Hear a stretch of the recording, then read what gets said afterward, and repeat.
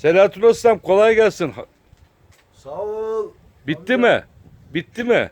Şu anda sana az önce söylemiştim akşam ezanında biter Evet. diye ama yasıyı bulgura yazdık. Evet. Yeni teslim ettik. Şimdi hayırlı uğurlu olsun fırınınız. Güle güle kullanın. Bitirmiş bulunuyoruz. Teslim ettik yani. Paramızı aldık. İyi günlerde kullansınlar. Harika olmuş gerçekten. Buna ne diyeceğiz Selahattin Usta? Fırın, kara fırın artı şömine. Şömine. Çok amaçlı. Çok amaçlı Evet. şömine. Mangalımızı burada yapacağız. Çok Ona güzel. göre. Çok Sadece fırınımızı şapka unutmuşuk. Şapkasını almamıştık yani. güzel. Şapka eksik kalsın o yapılır. Sonra yapacağız Kolay. onu. Kolay.